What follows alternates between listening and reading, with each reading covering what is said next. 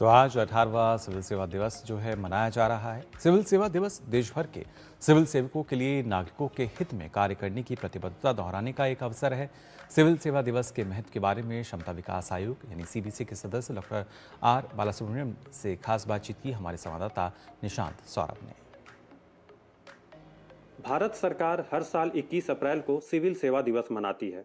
देश भर के लोक सेवकों के लिए ये एक अवसर होता है कि वो नागरिकों के हित में कार्य करने के प्रति अपनी प्रतिबद्धता को दोहराए। तेजी से बदलते वैश्विक परिदृश्य में इस बार सिविल सेवा दिवस का क्या महत्व है, इस पर बातचीत करने के लिए हमारे साथ मौजूद हैं कैपेसिटी बिल्डिंग कमीशन के सदस्य डॉक्टर आर बालासुब्रमण्यम। डॉक्टर साहब, हम ये आपसे जानना चाहेंगे कि इस बार जो सिविल सेवा दिवस है, क्या थीम है? इस साल का थीम है सिटीजन सेंट्रिक गवर्नेंस और लास्ट माइल डिलीवरी। हम जो बोलते हैं ना, नागरिक केंद्रित शासन होना चाहिए और अंत्योदय पोजीशन में जो भी हैं उनके लिए जो सरकारी सुविधाएं हैं और सरकार का सेवा जो भी मिलना चाहिए वो मिलने के लिए तैयारी होना और इसका एक रीप्लेज ले रहे हैं सब पूरे देश में। सब जो भी अधिकारी लोग हैं उनके लिए एक अवसर है कि उस तरह का सोच हर दिन लेने के लिए क्या क्या कर पाएंगे, कैसे कर पाएंगे, उसके बारे में सोचने के लिए एक दिन का सेलिब्रेशन तो है, लेकिन ये तो जीवन भर काम में दिखाने का एक अवसर भी है।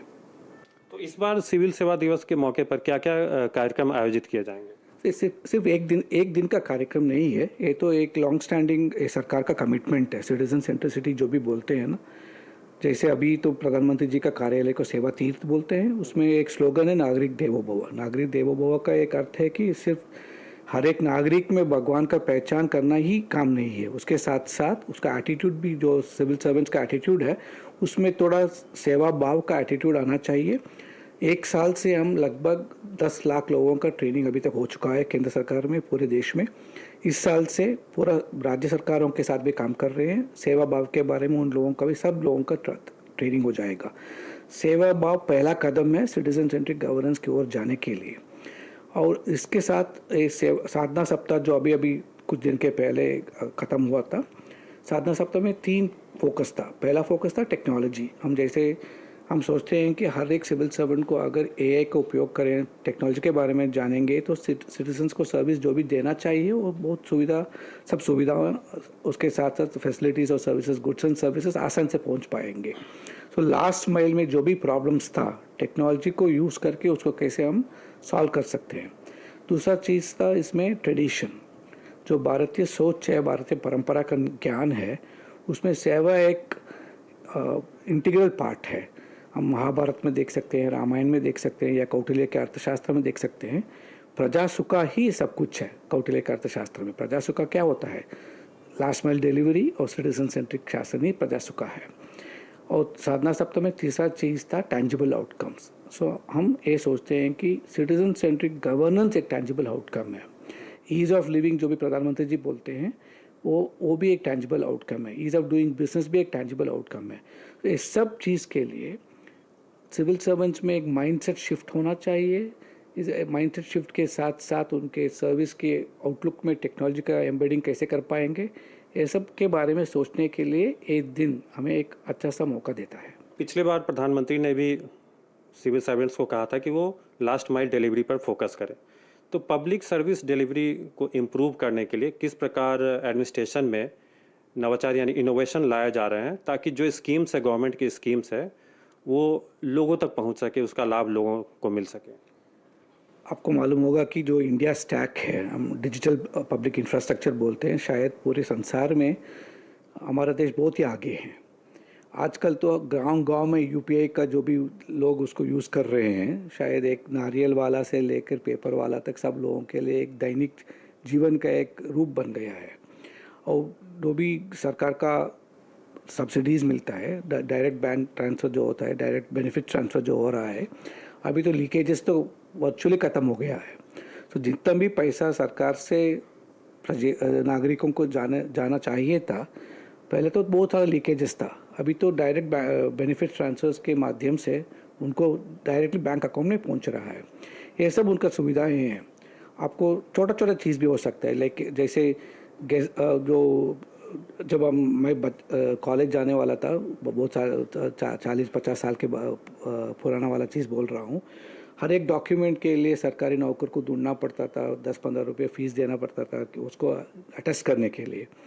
आज तो सिटीजन सेंट्रिसिटी क्या होता है, सिटीजन्स पर विश्वास रखना भी सिटीजन सेंट्रिक गवर्नेंस है।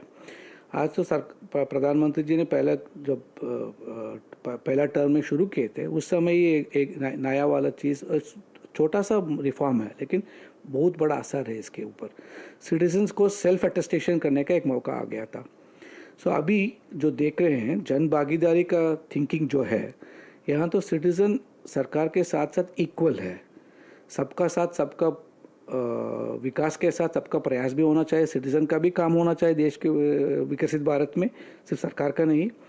तो अलग अलग चीज़ में जो भी देखते हैं हम, सरकार समाज बाजार साथ साथ जाना पड़ेगा। सब जगह में विश्वास का चीज़ आता है। तो सबका विश्वास जो प्रधानमंत्री जी बोलते हैं वो स्लोगन में जो जब कहते हैं, उसका बहुत डीप नॉलेज है। सिटीजन सेंट्रिक गवर्नेंस का फाउंडेशन है वो। तो पहले तो ट्रस्ट एसिमेट्री था, अभी तो ट्रस्ट सिमेट्री आ रहा है। लोगों का सरकार के ऊपर विश्वास आ रहा है और सरकार को भी लोगों पर विश्वास आ रहा है। ये तो बहुत बड़ा पैराडाइम शिफ्ट भी बोल सकते हैं इसको। जो कैपेसिटी बिल्डिंग कमीशन है, उसका क्या रोल है सिविल सर्वेंट्स की कैपेसिटी बिल्डिंग में, क्षमता निर्माण में और फ्यूचर रेडी सिविल सर्विस तैयार करने में? हमारा जो मैंडेट है, पहला मैंडेट है लोगों में जो भी मानसिकता है, पहला जो भी था, कर्मचारी की भाव से कर्मयोगी भाव आने का एक पहला कदम है हमारा। तो बिहेवियरल चेंज जो कुछ होना चाहिए, सेवा भाव का प्रोग्राम के बारे में जो मैं बोला था, वो एक माध्यम है। उस ट्रेनिंग के माध्यम से हम उसमें सेवा की भावना को पूरे तरह से कैसे कर पाएंगे उसके बारे में हम सिखाते हैं। पहले तो कर्मचारी से कर्मयोगी भाव आना चाहिए। दूसरा चीज़ है कि पब्लिक एचआर मैनेजमेंट की तरीका ही बदल रहा है। पहले तो रूल बेस्ड अप्रोच था, अभी हम उसको रोल बेस्ड अप्रोच बोल रहे हैं।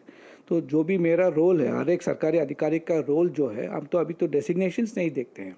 ये बोल सकते हैं कि ये सेक्रेटरी है, अंडर सेक्रेटरी है, जॉइंट सेक्रेटरी है, वो तो चाहिए, हायरार्की में वो सब चीज़ चाहिए। लेकिन एडमिनिस्ट्रेशन में जो भी उस तरह का हायरार्की चाहिए, जब सिटीज़न के बारे में सोचते हैं तो सिर्फ भूमिका के बारे में सोचते हैं कि उनका रोल क्या है। हर एक सिविल सर्वेंट का रोल है प्रजा सेवा करना, नागरिक का सेवा करना ही हमारा रोल है, हमारा धर्म है।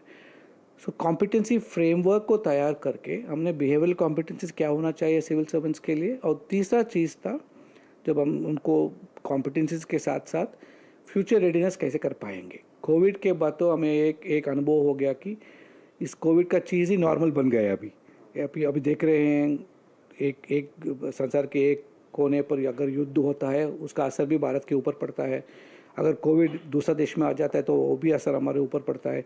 इकोनॉमिक क्राइसिस जो भी है, अभी तो इंटरकनेक्टेड वर्ल्ड है, हर एक जहाँ भी कोई प्रॉब्लम हो तो सब जगह प्रॉब्लम फैल जाता है। इसके लिए तैयार होना ही एक ही माध्यम है। सो फ्यूचर रेडीनेस के लिए हम लाइफ लॉन्ग लर्निंग जैसे दे पाएंगे। टेक्नोलॉजी के बारे में क्या उनको सोच में क्या आना चाहिए। आज को ये नहीं बोल पाएंगे कि एआई सिर्फ टेक्नोलॉजी और इंजीनियर्स के लिए चाहिए। सरकार में तो हर एक ऑफिसर को 4 मिनिमम कोर्सेज एआई में करना पड़ा साधना सप्ताह में। बहुत सारे लोग किए, lakhs of people have done it. So हमें फ्यूचर रेडीनेस के लिए सब्जेक्ट्स के बारे में भी पता करना चाहिए, डोमेन कॉम्पिटेंस भी एक्वायर करना चाहिए, एफिशिएंसी के बारे में भी सोचना चाहिए, साथ साथ हमारा रोल के बारे में एक्ट कैसे कर पाएंगे उसके बारे में भी हम क्षमता बढ़ाते रह रहे हैं। बिल्कुल सर, जो क्योंकि आर्टिफिशियल इंटेलिजेंस का दौर है तो सिविल सर्वेंट्स को भी टेक से भी होना पड़ेगा, ताकि जो भी टेक्नोलॉजी का यूज़ करके वो जो भी पॉलिसीज़ है, स्कीम्स हैं, उसको और ज़्यादा एफिशिएंट और एक्सेसिबल बना सके लोगों के।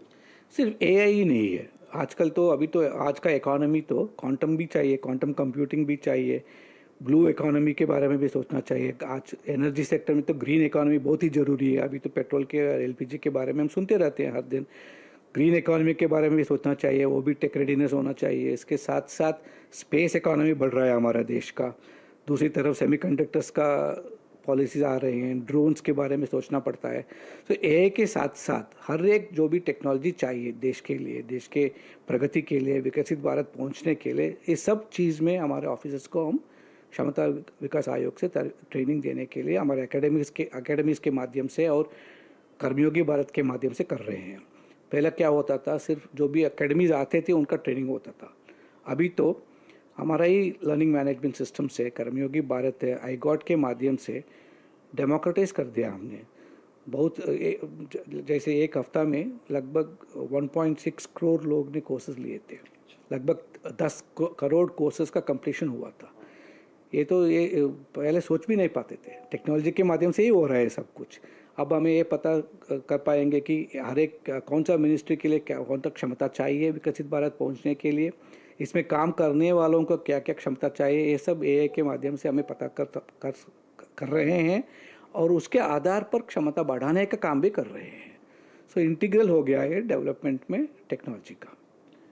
और सर, क्योंकि इस बार सिविल सर्विसेज डे का थीम भी है विकसित भारत, प्रधानमंत्री भी 2047 तक विकसित भारत की बात कहते हैं, तो विकसित भारत के निर्माण में जो सिविल सर्वेंट्स का क्या रोल होने वाला है? विकसित भारत हम सब सोचते हैं कि 2047 में जब भारत का डेवलप्ड नेशन बन जाएगा वही विकसित भारत है। मेरे ख्याल में तो हर एक सिविल सर्वेंट को हर दिन विकसित भारत को पहुंचने में क्या क्या करना चाहिए इसके बारे में सोचना भी विकसित भारत का सोच है। और सिर्फ एक माइलस्टोन नहीं है, $30 ट्रिलियन इकोनॉमी ही एक माइलस्टोन नहीं है।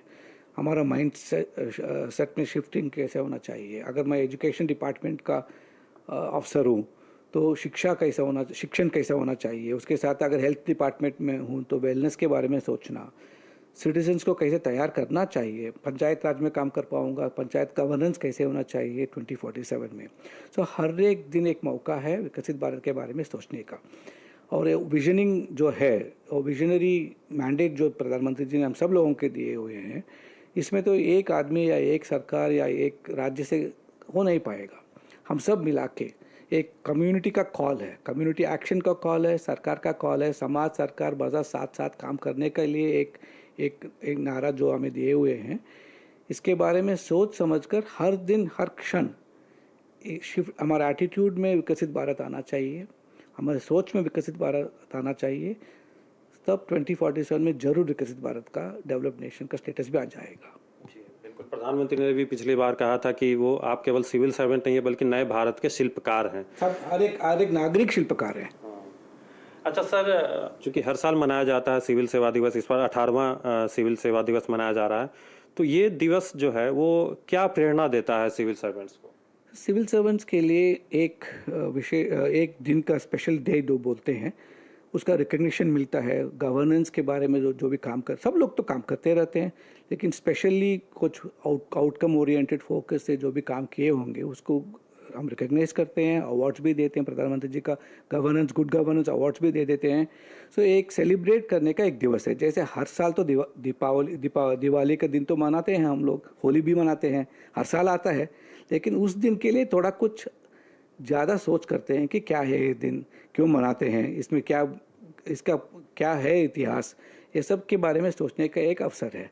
सिर्फ एक दिन का सेलिब्रेशन नहीं है, आने वाले एक साल में क्या क्या कर सकते हैं, इस दिन क्यों इतना स्पेशल है। इस दिन में जब सरदार वल्लभ भाई पटेल जी का स्पीच था उसके बारे में भी सोचने का समय आ गया है। अगले एक साल में देश के लिए क्या कर पाएंगे इसके बारे में सोचने का एक मौका है। और सब मिला के एक कलेक्टिव का फीलिंग जो आता है, एक त्यौहार का वो भावना तो आता है कि फेस्टिवल सेलिब्रेशन से। तो त्यौहार के दिन में जब भी हम एक फैमिली में मनाते हैं, इस तरह एक बड़ा फैमिली बन के सरकार का सोच है कि सरकार में डिसाइलोइजेशन होना चाहिए, होल ऑफ गवर्नमेंट का अप्रोच आना चाहिए। ये सब विचार के बारे में सोचना, सेलिब्रेट करने के लिए ये दिन बहुत स्पेशल है। तो इस बार सिविल सेवा दिवस की थीम है विकसित भारत, जो कि पारदर्शी, जवाबदेह है और नागरिक केंद्रित शासन के प्रति सरकार की प्रतिबद्धता को दर्शाता है। कैमरा पर्सन मोंटी के साथ निशांत सौरभ, डीडी न्यूज़, दिल्ली।